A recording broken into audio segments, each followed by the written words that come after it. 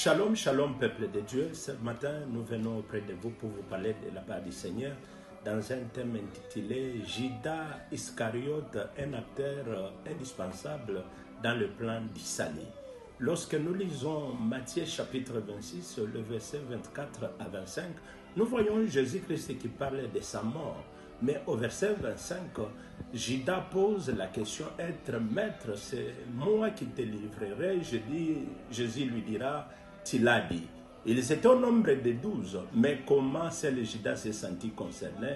Parce qu'en lui, il y avait déjà l'esprit là de trahison, l'esprit de traîtrise, parce qu'il a été suscité à dessein depuis la fondation du monde.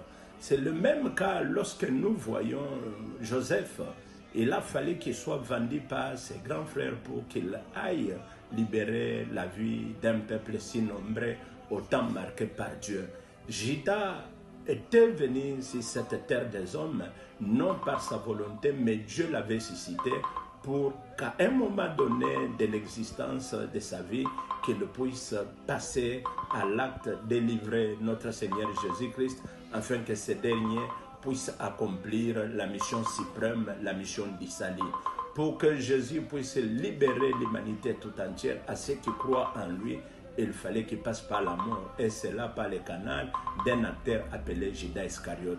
Soyez bénis de partout où vous êtes. Si vous avez toujours considéré Judas Iscariote comme un agent du diable, non, il était un acteur dans le plan du salut. Soyez bénis, c'est votre serviteur l'apôtre Abraham Jean Bloch.